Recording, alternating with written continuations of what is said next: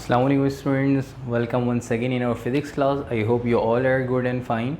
And as you know guys, we are studying chapter number 3 of physics, which is kinematics of linear motion. Alright, and we have done two equations of motion in previous class, first and second equations of motion. Now we are going to start this class with the third equation of motion, which is 2as is equals to vf square minus vi square. Alright, before going to start this class, let's discuss previous class because as you know guys, this is the best way to start our new class. alright, तो previous class में हमने first और second equation of motion जो है वो discuss की थी. First equation of motion v f equal to v I plus a t, उसको हमने कैसे ड्राइव किया था वो आप लोगों को आइडिया है कि उसको हमने एक्सेलरेशन के फॉर्मूले से जो है वो बेसिकली ड्राइव किया था.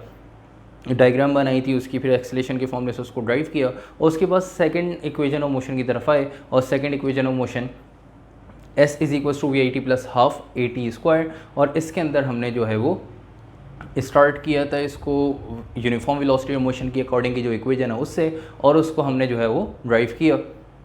और याद रखिएगा बेटा, फर्स्ट इक्वेशन ऑफ मोशन जो है वो सेक्शन बी के लिए मोस्ट इंपॉर्टेंट है, और सेकंड और थर्ड इक्वेशन ऑफ मोशन ये सेक्शन सी के लिए मोस्ट इंपॉर्टेंट है. सेकंड इक्वेशन ऑफ मोशन और थर्ड इक्वेशन ऑफ मोशन में से कोई एक इक्वेशन लाजमी पेपर में आनी ही आनी है. तो सेकंड इक्वेशन ऑफ मोशन और थर्ड इक्वेशन ऑफ मोशन की डेरिवेशन को आपने 5 और 6 मार्क्स के अकॉर्डिंग प्रिपेयर करना है, और जो फर्स्ट इक्वेशन ऑफ मोशन है वो आपके पास 3 से 4 नंबर की डेरिवेशन जो है वो सेक्शन बी में आ सकती है. तो हम third equation of motion start करने जा रहे हैं, which is 2as is equals to we f square minus we i square. इसके अंदर सबसे पहले आपने जो है वो बनानी है डायग्राम, क्योंकि आप लोगों को पता होगा कि हम डेरिवेशन डायरेक्ट नहीं करते. सबसे पहले जो है वो उसकी डायग्राम बनाते हैं और उसके बाद फिर इस डायग्राम को अपनी वर्डिंग में एक्सप्लेन करते हैं, और एक्सप्लेनेशन के बाद उस डेरिवेशन को, मतलब जो फार्मूला है, जो इक्वेशन है, उसको हम कंप्लीट क्या करते हैं, ड्राइव करते हैं. तो ये 2as is equal to we f square minus we i square है थर्ड इक्वेशन मोशन. इसको ड्राइव करने से पहले हम इसकी बनाएंगे डायग्राम, और डायग्राम कैसे बनाएंगे आइए ज़रा देखते हैं. जैसे हमने यहाँ पे देखा कि आपके सामने एक डायग्राम बनी हुई है, तो डायग्राम में क्या है कि एक बॉडी मूव कर रही है एक पॉइंट से दूसरे पॉइंट तक. ठीक है, एक बॉडी एक पॉइंट से दूसरे पॉइंट में मूव कर रही है. तो जो इसकी स्टार्टिंग की वेलोसिटी है, जिस वेलोसिटी से उसने मूव करने स्टार्ट किया, वो आपके पास क्या है, V I, initial velocity V आई, और जो जिस पॉइंट तक मूव करते हुए गई, ठीक है, वो उसकी जो है उस पॉइंट पे जो उसकी वेलोसिटी होगी, उस वेलोसिटी को हमने वी एफ मतलब फाइनल वेलोसिटी का नाम दे दिया. और यहाँ से बॉडी ने मूव करना स्टार्ट किया, यहाँ से यहाँ तक जो बॉडी ने डिस्टेंस कवर किया, वो डिस्टेंस आपके पास क्या है, एस, कैपिटल एस. और उसके बाद इनिशियल वेलोसिटी से फाइनल वेलोसिटी में जो वेलोसिटी में चेंज आएगा, पहले इनिशियल वेलोसिटी थी, फिर बढ़ के क्या हो गई फाइनल वेलोसिटी. यहाँ पे वेलोसिटी फॉर एग्जांपल अगर 5 मीटर पर सेकंड है या 0 वेलोसिटी है, फिर बढ़ के जो है वो 10 मीटर पर सेकंड हो गई या 15 मीटर इंटू सेकंड वर्स हो गई. तो वेलोसिटी के चेंज से जो एक्सेलरेशन प्रोड्यूस होगी, जो चीज़ प्रोड्यूस होती है उसको क्या कहते हैं, एक्सेलरेशन. ठीक है बेटे, तो वो वेरिएबल जो इक्वेशन में आ रहे थे वो हमने डायग्राम में मेंशन कर दिए, और यहाँ पे हमने कोई ऐसा वेरिएबल यूज़ नहीं करना है डायग्राम में जो कि इक्वेशन में नहीं आ रहा. तो देखें आप यहाँ पे जो है वो एक्सेलरेशन आ रही थी, एक्सेलरेशन को यहाँ पे इक्वेशन में डायग्राम में मेंशन कर दिया, डिस्टेंस को आपने मेंशन कर दिया, फाइनल वेलोसिटी को मेंशन कर दिया, इनिशियल वेलोसिटी को मेंशन कर दिया. टाइम यहाँ पे पिछली इक्वेशंस में देखा था टाइम आ रहा था, लेकिन इक्वेशन में टाइम ही नहीं है, तो डायग्राम में मेंशन कैसे करें. ठीक है बेटे, तो डायग्राम जो है वो आपने एक जो है वो बनानी है, उसके बाद इसको अपनी वर्डिंग में एक्सप्लेन करना है. और डायग्राम के अंदर टाइम मेंशन नहीं किया, क्यों नहीं किया, क्योंकि इक्वेशन में टाइम नहीं आ रहा. ठीक है बेटे, बात समझ में आ रही है. तो अब हम जो है वो डायग्राम के बाद एक्सप्लेनेशन लिखने जा रहे हैं, और आप लोगों को आइडिया होगा कि एक्सप्लेनेशन अब किस तरह से लिखते हैं, क्योंकि हम 2 डेरिवेशंस की एक्सप्लेनेशन लिख चुके हैं. लेकिन कोई बात नहीं, परेशान होने की ज़रूरत नहीं है, मैं आप लोगों को एक्सप्लेनेशन लिखवा रहा हूँ, तो आप लोग जल्दी से एक्सप्लेनेशन के हेडिंग डालें और लिखना स्टार्ट करें. ठीक है बेटे, तो एक्सप्लेनेशन की हेडिंग डालेंगे,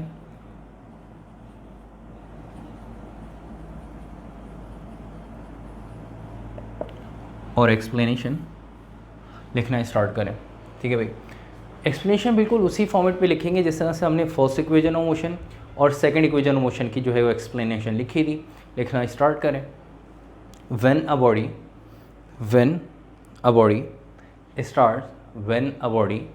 starts at initial velocity, when a body starts at initial velocity vi, when a body starts at initial velocity, bracket में लिखेगा vi, ब्रैकेट में लिखेगा vi, full stop.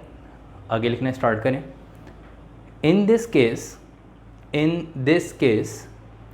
an acceleration, in this case an acceleration के बाद bracket में small a, in this case an acceleration bracket में small a, in this case an acceleration a is produced and acceleration a is produced and distance के बाद bracket में capital S and distance s is covered, and distance bracket में capital S is covered. In this case an acceleration a is produced and distance s is covered. Comma डाल के आके लिखिएगा finally the velocity of a body becomes vf. Finally the velocity of a body becomes vf. Finally the velocity of a body becomes vf. ठीक है, small V F, full stop. यहाँ तक आके explanation आप लोगों की जो है वो क्या हो गई है, कंप्लीट हो गई है. एक्सप्लेनेशन के बाद आगे चलते हैं डेरिवेशन की तरफ. तो एक्सप्लेनेशन के बाद हेडिंग डाल दिएगा डेरिवेशन की.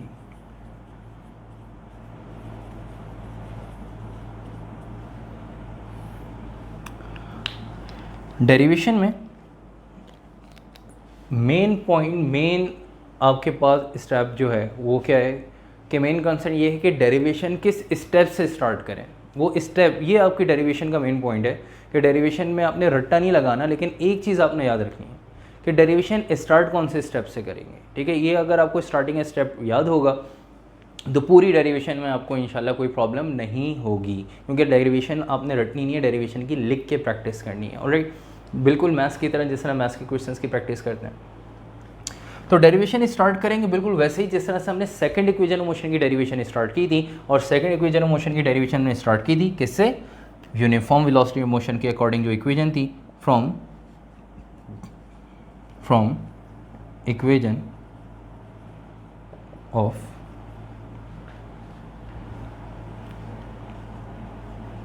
Uniform velocity. तो यूनिफॉर्म वेलोसिटी ऑफ मोशन के अकॉर्डिंग जो इक्वेशन थी वो कौन सी इक्वेशन थी, S equals to v bar into t. S is equals to v bar into t. और इस इक्वेशन से स्टार्ट करेंगे जिससे सेकंड इक्वेशन स्टार्ट की थी, और यहाँ पे इसको नाम दे देंगे इक्वेशन नंबर 1 का. इसको नाम दे दिया इक्वेशन नंबर 1 का. मैंने आपको लास्ट एक जो डेरिवेशन थी, जो सेकंड इक्वेशन मोशन की हम डेरिवेशन हमने की थी, उसमें भी मैंने आपको एक पॉइंट क्लियर किया था. यहाँ पे फिर दोबारा एक पॉइंट आपको बता रहा हूँ, वो ये कि जब भी हम डेरिवेशन करेंगे तो जो भी इक्वेशन लिखेंगे, जहाँ से स्टार्ट करना है वो आपको पता होना चाहिए. आपने स्टार्ट लिख दिया S is equal to v bar into t. अब यहाँ पे आपने देखा कि भाई ये इक्वेशन से स्टार्ट तो कर दिया, लेकिन उसके बाद मैंने क्या बताया था, क्या चेक करना है कि अब जो लिखेंगे, जो भी इक्वेशन लिखेंगे उसके अंदर ये देखना है कि कोई ऐसा वेरिएबल तो नहीं आ रहा, कोई ऐसा वेरिएबल इस इक्वेशन में तो नहीं आ रहा जो हमें फाइनल आंसर में नहीं चाहिए. फाइनल आंसर क्या चाहिए, फाइनल ये इक्वेशन चाहिए. इस इक्वेशन में से इसको चेक करना है कि आपके पास जो आपने लिखी है S is equal to v bar into t, इसके अंदर कोई ऐसा वेरिएबल, कोई एक ऐसी वैल्यू जो फाइनल आंसर में नहीं चाहिए. अगर वो है इसके अंदर तो क्या सीखा था, वो वैल्यू हटाएंगे, वो एलिमेंट हटाएंगे, वो वेरिएबल हटाएंगे, उसकी जगह उसकी वैल्यू पुट कर देंगे. अगर लास्ट डेरिवेशन आपको याद हो तो हमने क्या करा था, v बार आ रहा था, उसकी जगह उसकी वैल्यू पुट कर दी. यहाँ पे देखें डिस्टेंस यहाँ पे आपके पास आ रहा है, डिस्टेंस आपको चाहिए फाइनल आंसर में, बिल्कुल चाहिए, तो डिस्टेंस को रहने देंगे. v बार आ रहा है, v बार फाइनल आंसर में चाहिए, नहीं चाहिए. या v बार फाइनल आंसर में नहीं चाहिए तो क्या करेंगे, v बार की जगह v बार की वैल्यू पुट करेंगे. एक तो v बार की वैल्यू चाहिए. फिर देखिएगा यहाँ पे t आ रहा है, टाइम. फाइनल आंसर में, फाइनल इक्वेशन में टाइम चाहिए, नहीं चाहिए. तो इसका मतलब ये हुआ कि फाइनल आंसर में, फाइनल इक्वेशन में टाइम नहीं चाहिए. तो इसका मतलब यहाँ पे इस इक्वेशन में t की जगह t की वैल्यू पुट कर देंगे. ठीक है बेटे, तो अब हम आगे सॉल्व करने जा रहे हैं डेरिवेशन. और सबसे पहले आपको v बार चाहिए, क्योंकि v बार की वैल्यू फाइनल आंसर में नहीं चाहिए, तो v बार की वैल्यू कैलकुलेट करेंगे. फिर t आ रहा है, t की भी वैल्यू कैलकुलेट करेंगे, क्योंकि फाइनल आंसर में t आपको नहीं चाहिए. ठीक है बेटे, तो सबसे पहले जो फाइंड करना है वो यहाँ पे लिख देंगे. क्या फाइंड करना है भाई, फॉर v बार. ठीक है भाई, for v bar equal to question mark. अब चाहें तो यहाँ पे रेफरेंस दे सकते हैं कि v बार है क्या, फ्रॉम एवरेज वेलोसिटी. वी बार क्या है, एवरेज वेलोसिटी, और एवरेज वेलोसिटी के अकॉर्डिंग वी बार की वैल्यू लिख देंगे कि भाई वी बार बराबर है V I plus V F upon 2।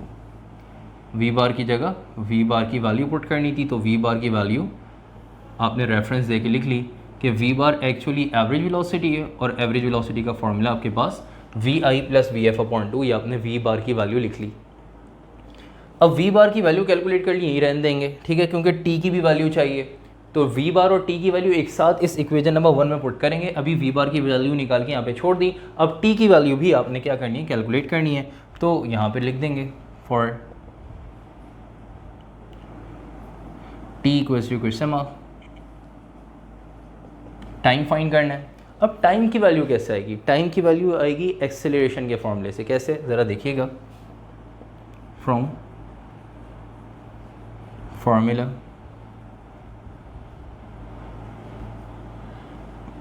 Of N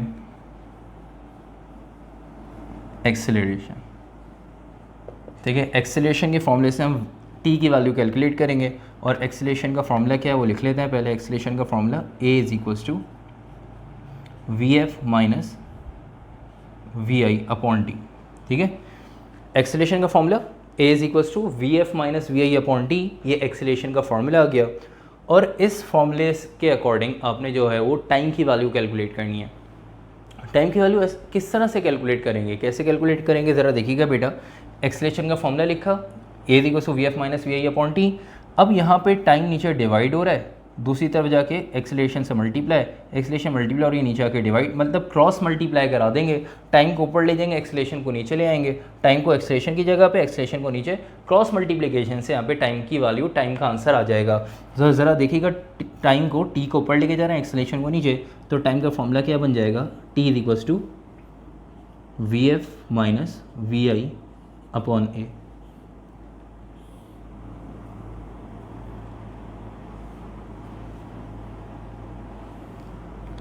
ठीक है बेटे, तो ये आपने टाइम का वैल्यू, टाइम का फॉर्मूला, टाइम की वैल्यू आपने बेसिकली कैलकुलेट कर ली कि T is equal to V F minus we I upon A. किस तरह से कैलकुलेट किया आप लोगों को बात समझ में आ जाएगी, ठीक है। देख लें आप लोग कि टाइम और एक्सेलरेशन दोनों जो है यहाँ पे वैल्यू डिनोमिनेटर में थी, वैल्यू न्यूमरेटर में, तो इक्वल्स टू के ऑपोजिट साइड थी ना, तो क्रॉस मल्टीप्लाई, एक्सेलरेशन नीचे आके डिवाइड और टाइम ऊपर जाके जो है वो वैल्यू मल्टीप्लाई हो गई टाइम की, टाइम ऊपर जाके मल्टीप्लाई हो गया। तो टाइम का फॉर्मूला आ गया T is equals to V F minus we I upon A, V F minus we I upon A.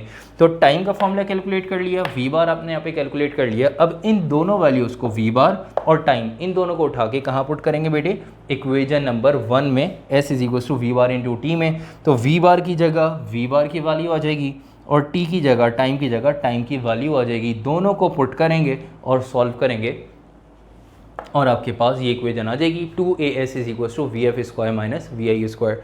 तो चलते हैं आगे। इन दोनों वैल्यूज़ को, वी बार और टी को कहाँ पुट कराने जा रहे हैं, इक्वेशन नंबर 1 में। तो सबसे पहले वर्डिंग लिखेंगे, bye putting the value of v bar and t in equation number 1। v बार और t को इक्वेशन नंबर 1 में पुट करेंगे, v बार की पूरी वैल्यू को और टाइम की वैल्यू को कहाँ पुट करने जा रहे हैं बेटे, इक्वेशन नंबर 1 में। तो पहले equation number 1 as it is लिख देंगे। इक्वेशन नंबर 1 क्या है, आपने लिख दी S equals to v bar into t. ये इक्वेशन नंबर 1 मैंने, आप देख सकते हैं मैंने equation number 1 as it is लिख दी। जब इक्वेशन नंबर 1 लिख दी तो अगले स्टेप में वी बार की जगह वी बार की वैल्यू आ जाएगी, फिर टी की जगह टी की वैल्यू आ जाएगी, ठीक है। तो वी बार और टी की वैल्यू क्यों पुट कर रहे हैं, दोबारा पूछ रहा हूँ क्यों पुट कर रहे हैं, इस वजह से पुट कर रहे हैं क्योंकि वी बार और टी मतलब एवरेज वेलोसिटी और टाइम आपको फाइनल आंसर में नहीं चाहिए, इस वजह से वैल्यू पुट कर रहे हैं। तो आइए देखते हैं वैल्यू किस तरह से पुट करेंगे।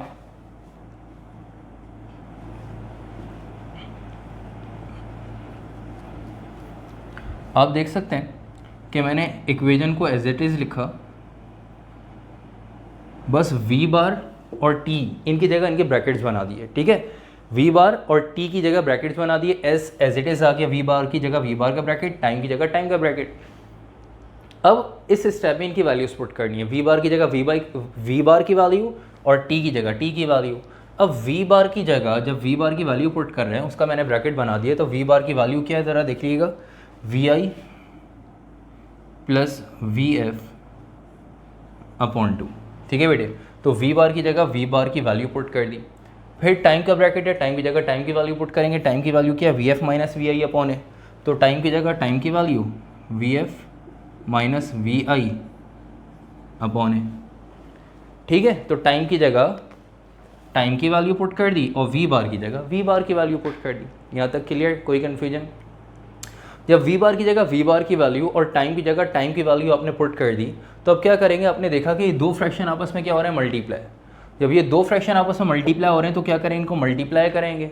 जब दो फ्रैक्शंस आपस में मल्टीप्लाई होते हैं तो न्यूमरेटर वाली वैल्यूज़ आपस में, ऊपर वाली वैल्यूज़ आपस में, डिनोमिनेटर वाली वैल्यूज़ मतलब नीचे वाली वैल्यूज़ आपस में मल्टीप्लाई होती हैं। तो इस स्टेप में हम इनको मल्टीप्लाई करने जा रहे हैं, ज़रा देखिएगा। अब आगे सिंपल मैथ्स है, किस तरह से हम इसको जो है वो सॉल्व करेंगे। Excuse me,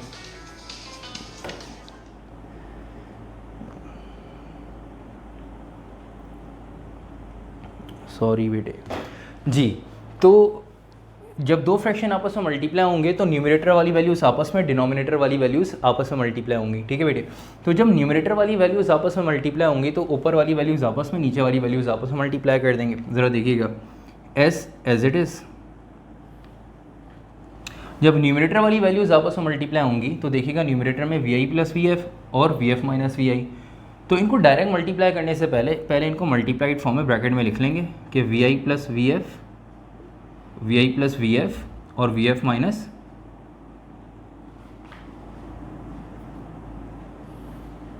we i.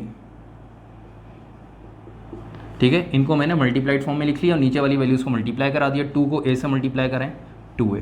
ठीक है, तो न्यूमरेटर वाली वैल्यू को डायरेक्ट मल्टीप्लाई नहीं किया, इनको भी मैंने मल्टीप्लाइड फॉर्म में लिख लिया और डिनोमिनेटर वाली वैल्यूज़ को मैंने मल्टीप्लाई कर दिया। 2 को a से मल्टीप्लाई किया, क्या आ गया आपके पास, 2a आ गया। यहाँ तक आई होप कोई कन्फ्यूजन नहीं है। ऊपर वाली वैल्यू को अगले स्टेप में मल्टीप्लाई कर देंगे, फिलहाल अभी मल्टीप्लाई नहीं किया। वी आई प्लस वी एफ और वी एफ माइनस वी आई को ब्रैकेट में लिख लिया। ब्रैकेट का मतलब क्या है कि वैल्यूज़ मल्टीप्लाई हो रही हैं, अभी नहीं तो अगले स्टेप में हो जाएंगी। अब ज़रा देखिएगा, ये दो वैल्यूज़ नीचे डिवाइड हो रही हैं, इधर आके एस से क्या हो जाएंगी, डिस्टेंस के साथ क्या हो जाएंगी, मल्टीप्लाई। 2a नीचे डिवाइड हो रहा है, ऊपर जाके एस के साथ क्या हो जाएगा, मल्टीप्लाई। और आप लोग देख सकते हैं कि यहाँ पे दो ब्रैकेट हैं ऑलमोस्ट एक जैसे हैं कि we I plus V F और V F minus we I. ये वी आई प्लस वी एफ और V F minus we I almost एक जैसे, क्यों, ये वी आई प्लस वी एफ और वी एफ माइनस वी आई।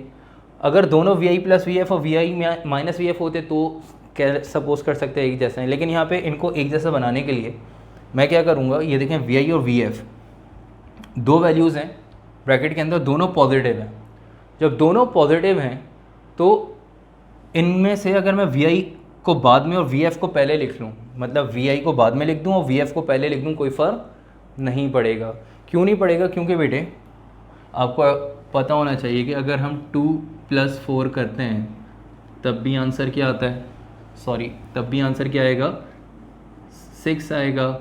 और अगर 4 + 2 करें तब भी आंसर क्या आएगा, 6 आएगा। ठीक है, मतलब क्या है कि पॉजिटिव में वैल्यूज़ हों तो किसी को भी पहले लिख दें, कोई फ़र्क नहीं पड़ेगा। ये पॉजिटिव की जो है एक ख़ास बात है कि 2 + 4 करें तब भी 6 और 4 + 2 करें तब भी आंसर क्या आएगा, आपके पास 6 आएगा। तो इसी तरह वी आई प्लस वी एफ है, तो v I plus we f जो है यहाँ पे आप देख सकते हैं, तो इसमें कोई भी वैल्यू पहले लिखें, मतलब कि वी आई को पहले लिखें, वी एफ को पहले लिखें, कोई फ़र्क नहीं पड़ेगा। लेकिन हम क्यों कर रहे हैं, इस वजह से क्योंकि बराबर वाला जो ब्रैकेट है वो माइनस में, उसमें अपनी मर्ज़ी से वैल्यू को चेंज नहीं कर सकते, उसमें अपनी मर्ज़ी से वैल्यू को चेंज नहीं कर सकते। तो लेकिन उसके अकॉर्डिंग आपने ब्रैकेट को सेम लेके आना है। यहाँ पे वी एफ माइनस वी आई है तो यहाँ पे भी वी एफ प्लस वी आई होना चाहिए। इस वजह से इसमें वी एफ को पहले लिखेंगे और वी आई को बाद में लिखेंगे। तो नेक्स्ट स्टेप के अंदर दो काम कर रहे हैं। पहला काम ये कि 2a जो नीचे डिवाइड हो रहा है दूसरी तरफ जाके s से क्या हो जाएगा, मल्टीप्लाई। 2a को जब s से मल्टीप्लाई करेंगे 2as, और we I plus V F है तो क्या कर रहे हैं, ज़रा देखिएगा, इसको मैंने इस तरह से लिख दिया वी एफ प्लस वी आई, और जो दूसरा ब्रैकेट है ये तो एज इट इज़ रहेगा v F minus we i. ठीक है, तो मैंने पहला ब्रैकेट में क्या करा, वी आई प्लस वी एफ है, इसको पलट के लिख लिया, इसको अरेंज करके लिख लिया कि भाई वी आई प्लस वी एफ है, तो ये क्या हो गया, V F plus we I V आई को बाद में लिख दिया, वी एफ को पहले लिखा। अब आपको पता लगेगा ऐसा क्यों किया मैंने। मैं डायरेक्ट भी कर सकता था, लेकिन फिर वो स्टेप आप लोगों को नहीं समझ में आता, इस वजह से मैंने अरेंज कर लिया। तो आप लोग देख सकते हैं 2a ऊपर आके मल्टीप्लाई हो गया, v I plus we f s को हमने अरेंज करके लिख लिया, और V F minus we i जो है वो वैल्यू एज इट इज़ आ गई। अब अगले स्टेप में आपने देखा कि जो लेफ्ट हैंड साइड वाली वैल्यू है 2as, ये तो आपके पास आ गई, बस राइट हैंड साइड को सॉल्व करना है और ये लेके आना है v f square minus we i square. तो आपने एक चीज़ नोट की कि भाई दो एक जैसे ब्रैकेट हो गए, एक पॉजिटिव है और एक क्या है नेगेटिव, दो एक जैसे ब्रैकेट हो गए, एक पॉजिटिव है और नेगेटिव। तो आपको याद आया होगा कि मैथ्स के अंदर एक आइडेंटिटी पढ़ी थी कि अगर दो कोई सेम ब्रैकेट हो, एक पॉजिटिव में हो एक नेगेटिव में, तो उनको क्या करते हैं हम फार्मूले में क्लोज कर देते हैं। कौन से फार्मूले में क्लोज करते हैं आप लोग को याद होना चाहिए, नहीं तो देख लीजिएगा बोर्ड पे कि a प्लस बी और a माइनस बी किसके बराबर होता है बेटे, a square minus b square के। a प्लस बी और a माइनस बी किसके बराबर है, a square minus b square. अगर यही फार्मूला यहाँ पे अप्लाई करें, यही फार्मूला अगर यहाँ पे अप्लाई करें कि भाई दोनों सेम वैल्यूज़ हैं, एक प्लस में एक माइनस में, तो दोनों की फर्स्ट वैल्यू को एक दफ़ा, दोनों की सेकंड वैल्यू को एक दफ़ा, बीच में माइनस का साइन और दोनों पे स्क्वायर। यही अगर v f a plus b a minus b को यहाँ पे अप्लाई करें, वी एफ प्लस वी आई और V F minus we i, तो नेक्स्ट स्टेप क्या बनेगा ज़रा देखिएगा। लेफ्ट हैंड साइड तो 2as एज इट इज़ रहेगी, तो दोनों की फर्स्ट वैल्यू को एक दफ़ा, मतलब वी एफ को एक दफ़ा, दोनों की सेकंड वैल्यू b एक दफ़ा, मतलब दोनों की सेकंड वैल्यू क्या वी आई, इसको एक दफ़ा, बीच में माइनस का साइन और दोनों पे स्क्वायर, तो यहाँ पे हम दोनों पे स्क्वायर लगा देंगे। तो आपके पास आप देख सकते हैं final answer means third equation of motion जो है वो आपने ड्राइव कर ली। 2as is equals to we f square minus we i square. ठीक है बेटा, ये थर्ड इक्वेशन ऑफ मोशन आपने ड्राइव कर ली है और यहाँ तक आके इंपॉर्टेंट डेरिवेशन आपकी कंप्लीट हो गई है। ठीक है, और इक्वेशंस ऑफ मोशन भी यहाँ तक आके आप लोगों की क्या हो गई, कंप्लीट हो गई हैं। तो ये थर्ड इक्वेशन ऑफ मोशन किस तरह से हमने ड्राइव की, आई होप इसके अंदर आप लोगों को कोई प्रॉब्लम नहीं होगी। एक दफ़ा आप लोग देख सकते हैं पूरी शुरू से एंड तक किस तरह से हमने इसको सॉल्व किया। इसको कॉपी करें और कॉपी करने के बाद एंड में एक लाइन लिख लीजिएगा, this is a third equation of motion, this is third equation of motion. यहाँ तक आके इक्वेशन ऑफ मोशन का टॉपिक कंप्लीट हो गया। नेक्स्ट क्लास में हम एक्सेलरेशन ड्यू टू ग्रेविटी का टॉपिक स्टार्ट करेंगे कि एक्सेलरेशन ड्यू टू ग्रेविटी क्या है, मोशन अंडर ग्रेविटी क्या है, और ग्रेविटी एक्चुअली क्या है। ठीक है, और उसकी वैल्यू क्या होती है एक्सेलरेशन ड्यू टू ग्रेविटी की, और न्यूमेरिकल की। फिर वो हमारा लास्ट टॉपिक है मोशन अंडर ग्रेविटी और ग्रेविटी, और उसके बाद फिर हम जो है वो न्यूमेरिकल्स की तरफ चलेंगे। ठीक है बेटे, तो इससे पहले मतलब न्यूमेरिकल्स की तरफ चलने से पहले आप लोग ने जो है वो यहाँ तक पूरा चैप्टर जो अच्छी तरह प्रैक्टिस कर लेना है। और उसके बाद जो है ये डेरिवेशंस जो हैं, मतलब first equation, second equation, third equation, ये इंपॉर्टेंट डेरिवेशन है फॉर द एग्जाम्स। तो आपने इनकी प्रैक्टिस बहुत अच्छे से जो है वो करनी है। और अगर आप लोगों को कोई भी कन्फ्यूजन है, कोई भी क्यूरी है, come to the comment box and chat box and write over there, इंशाल्लाह I will resolve your query and I will give your answers alright. तो फिर जो है क्लास को आज एंड करेंगे। नेक्स्ट क्लास में इंशाल्लाह acceleration due to gravity last of topic of this chapter जो है वो स्टार्ट करेंगे, और वहीं उसी क्लास में इसको कोशिश करके ख़त्म करेंगे ताकि फिर अगली क्लास में हम न्यूमेरिकल की तरफ चल सकें। आज की क्लास को यहाँ पे एंड करते हैं। अपना ख्याल रखिएगा, टेक केयर, अल्लाह हाफिज़।